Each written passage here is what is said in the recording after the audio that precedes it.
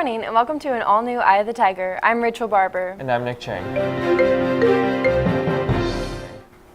In breaking news, RHS will not hold its annual Every 15 Minutes event this year. You can catch the whole story in this Friday's show.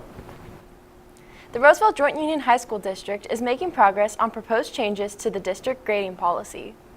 After reviewing grading policies from experts' research and collaboration from other school districts, the Roseville Joint Union High School District released their first draft of the district grading policy. Supervising the revisions is Assistant Superintendent of Curriculum and Instruction, Jess Borhan. The way we're going to progress is address policy, pause, hit the pause button on policy, and then address guidelines, because the guidelines have to support the policy. But the policy is going to be in draft format. So what you have available to you now is first draft. A guiding principle of the grading revisions was a greater focus on mastery learning, a grading structure that prioritizes performance-based assignments. Executive Director of Curriculum and Instruction Suzanne Lagria agrees with this and believes assignments such as homework shouldn't be a deciding factor in determining grades and measuring student performance. And so I think that's just something we need to really think about. If we are assigning homework, what is it? What type of homework? And is it really matching up with what we want kids to learn, or is it just busy work? And if it's busy work, get rid of it. This shift in focus also played a role in removing extra credit from the grading policy. The current grading policy allows extra credit opportunities as long as it is, quote, related to course objectives. Lagria believes extra credit will be completely removed and can be replaced by better alternatives. And so I think what we need to make sure that we have in place is that kids have opportunities to retest, to rewrite, to come in for tutoring, and to have an alternative way to show that they've mastered the content. Borhan wants input from teachers in order to make any necessary revisions before the revised grading policy is submitted for board approval. It'll be sometime next year. Again, optimistically thinking January, maybe halfway through next year. And when I say that, we're talking about a guidebook and a policy that could be presented to the board that would be implemented probably the following year. You can read the full story in the last issue of Eye of the Tiger or on eyeofthetigernews.com. The Mural Club is nearing the end of their 900-building makeover. President Tasia DeMessa hopes to capture the school's culture and inspire more school spirit on campus.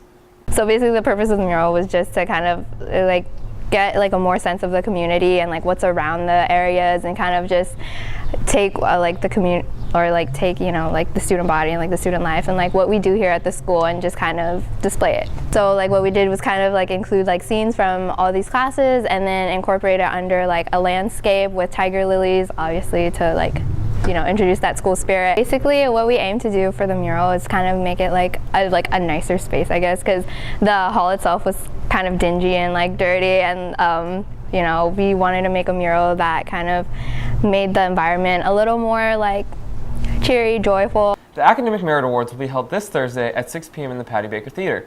The ceremony will honor sophomore and juniors with GPAs above 3.25. We now go to Josh Carson with sports.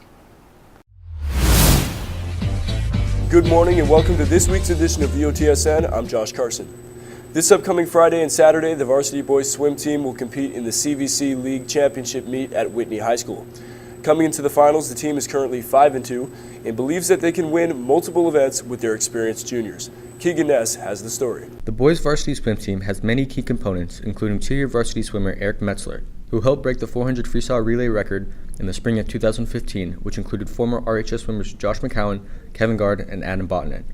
Metzler believes that the experience will help him at league finals on Friday and Saturday. Freshman year, beating the record was, insane, and it's something that almost no one ever gets to do. Going into league finals as a junior now, try to get back up and maybe beat that record again within the next year would be pretty amazing. Two-year swimmer Nate Doxwell believes that the team will do well on Friday and Saturday, and believes that qualifying for the 200 and 400 freestyle relay was very helpful and will benefit them at league finals. So I think going into it, we're going to be pretty confident since we did so well early off in the season, and I think we could just hope to do our best and see how it goes from there. With the year of sections under his belt, Doxwell is looking forward to league finals on Friday and Saturday. I think sections help give us a lot of experience, so this year going into it, we're going to have a lot more confidence since we've had some experience.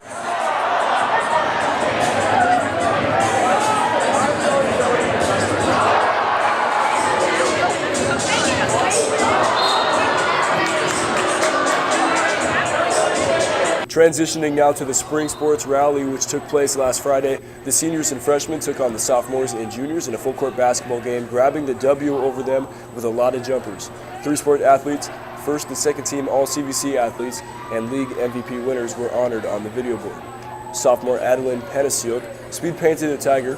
Upcoming college athletes were honored, and the students beat the teachers 2-0 in a best-of-3 series of dodgeball. And that's it on your home for Roseville High School sports. Top plays, breakdowns, and more. I the Tiger Sports Network, EOTSN, and now we go over to entertainment. Based on the New York Times bestselling book of the same title, Netflix's new series, Girl Boss, piqued my interest purely because of my love for the memoir. But about 15 minutes into the first episode, I was already disappointed. The book was written by Sophia Amoruso, CEO of fashion company Nasty Gal. The show's whole selling point was retelling the story of the creation of Amoruso's lucrative business, but it's hardly biographical. The opening screen even emphasizes how loose the recount of Girl Boss is. The show is basically a failed attempt of a bunch of old men trying to relate to millennial girls. They just bought the title to intrigue their target audience. The show is almost unbearable to watch due to the egotistical, entitled, and bratty Sophia portrayed by Britt Robertson. I get that they're going for an authentic character rather than a likable one, but all the other characters around her are extremely likable, which only emphasizes how awfully annoying Sophia is. Of course, in an attempt to redeem herself and show her vulnerability, the directors include a scene where she asks herself why she's such a jerk. But this moment of self-realization doesn't make her any more likable, and it doesn't make me any more interested. But her lack of empathy isn't the problem, it's how boring she is. Sophia is once again drowned out by side characters like her quirky and caring best friend Annie, played by Ellie Reed. This was probably the only reason I continued to watch the show, with the added bonus of the occasional pop-in of drag icon RuPaul, who played Sophia's neighbor Lionel. Now we go back to news. Thanks, Gabby. Room 901 has some new members. Each year, science teacher CJ Addington hatches chicks in his classroom for anyone on campus to take home.